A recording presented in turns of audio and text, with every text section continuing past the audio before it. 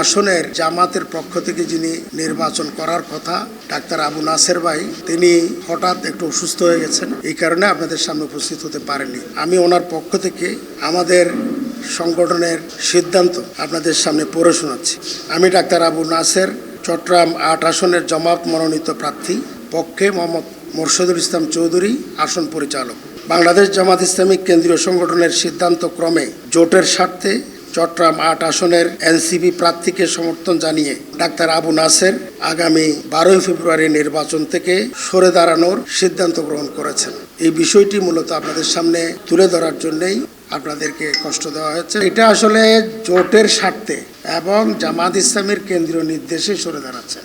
আসলে গতকালকে কেন নিলাম না, ওনার অনুপস্থিতিতে এটা আমরা নিতে পারিনি। আর দ্বিতীয় হচ্ছে, উনি দীর্ঘদিন মাঠে চষে বেরিয়েছেন এবং গণমানুষের সাথে এমনভাবে সম্পৃক্ত হয়েছেন, ওনাকে শুধু জামাত নয়, সাধারণ জনগণ, হিন্দু, বৌদ্ধ, খ্রিস্টান, বিভিন্ন মুসলমান ধর্মাবলম্বীদের ভিতর বিভিন্ন পন্থী যারা আছেন, সকলেই আপন হিসেবে ওনাকে রিসিভ করেছেন। আপনারা ইতিমধ্যে বিভিন্নভাবে এটা জেনেছেন, দেখেছেন, মিডিয়াতে পেয়েছেন। এরপরও জামাত একটা সুশৃঙ্খল সংগঠন, আদর্শিক সংগঠন। এই জোট জামাতের আমির সহ জোটের অন্যান্য শীর্ষ নেতৃবৃন্দের ভূমিকায় গঠিত হয়েছে। এখন জোটের স্বার্থে, ঐক্যের স্বার্থে এই সিদ্ধান্তটা সংগঠন যখন নিয়েছে, তখন আমরা আপনাদের সামনে তুলে ধরছি। নির্বাচন পরিবেশ তো আসলে ভালো করার জন্য সরকারের পক্ষ থেকে চেষ্টা চলছে। এরপর আমরা যতটুকু দেখছি, আসলে উল্লেখযোগ্য অস্ত্র উদ্ধার হয়নি। সন্ত্রাসী যাদের তালিকা বলা হচ্ছে তালিকা দেওয়া হয়েছে, তালিকার সন্ত্রাসী নাম করা কেউ এখনো গ্রেফতার হয়নি, উল্লেখযোগ্য কেউ গ্রেফতার হয়নি। এগুলো যদি থেকে যায়, পরিবেশ থাকবে যতটুকু দরকার, আমরা মনে করছি না পরিবেশ থাকবে না। এই জন্য খুব দ্রুত এই ব্যাপারে প্রয়োজনীয় পদক্ষেপ নেওয়া দরকার।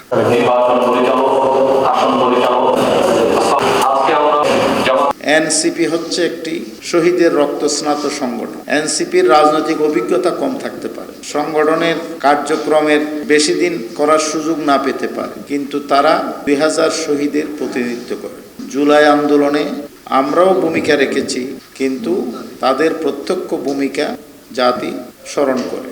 আমরা শহীদদের প্রতি ঋণে আবদ্ধ, শহীদদের রক্তের প্রতি আমরা ঋণে আবদ্ধ আছি। সেজন্য জাতীয় স্বার্থে এই শহীদেরা না হইলে তো আমরা ৩৬শে জুলাই পেতাম না, এই শহীদেরা না হইলে তো আমরা ৫ই আগস্ট পেতাম না। কাজেই শহীদদের বিনিময়ে আমরা ৩৬শে জুলাই পেয়েছি, ৫ই আগস্ট ২০২৪ পেয়েছি, এবং এইভাবে আমরা প্রকাশ্য কথা বলার সুযোগ পাচ্ছি। এটার প্রতি কৃতজ্ঞতা আমাদেরকে জানাতেই হবে। সেই জন্য জাতীয় স্বার্থে আমাদের আমিরে জামাত ডাক্তার শফিকুর রহমান এবং ওনার নেতৃত্বে কেন্দ্রীয় টিম দীর্ঘ পরিশ্রম করে যে বিশাল জাতীয় ঐক্য গড়ে তুলেছেন, এটাই হচ্ছে বাংলাদেশ, ঐক্যবদ্ধ বাংলাদেশ। এই ঐক্যবদ্ধ বাংলাদেশের স্বার্থে আমরা চট্টগ্রামের ক্ষুদ্র স্বার্থকে কখনো অগ্রাধিকার দিতে পারি না। আমরা বাংলাদেশের স্বার্থে, শহীদদের মর্যাদা রক্ষার স্বার্থে, আমাদের কেন্দ্রীয় সংগঠনের ইতিহাস ঐতিহ্য রক্ষার স্বার্থে, কেন্দ্রীয় সংগঠনের সিদ্ধান্তের বাইরে গিয়ে কখনো স্থানীয় সংগঠন কোনো কিছু করার এই ঐতিহ্য আমাদের নেই। এই খারাপ ঐতিহ্য আমরা কখনো সৃষ্টি করতে পারি না। সেজন্য আমাদের শহীদদের প্রতি সম্মান জানিয়ে জাতীয় ঐক্যকে মজবুত এবং দৃঢ় করার লক্ষ্যে কেন্দ্রীয় সংগঠনের প্রতি আনুগত্যের নজির স্থাপনের জন্যই আমাদের সকল প্রস্তুতি, সকল পজিটিভ দিক থাকা সত্ত্বেও আমরা আমাদের প্রার্থীকে প্রত্যাহারের সিদ্ধান্ত দিয়েছি, তিনি সেটা মেনে নিয়েছেন। এইটাই আপনাদেরকে জানানোর জন্য এখানে উদ্দেশ্য। আশা করি এর মাধ্যমে জাতীয়ভাবে, স্থানীয়ভাবে আমাদের অবস্থানটা আপনারা পরিষ্কার করতে পারবেন এবং জনগণকে পরিষ্কার করবেন।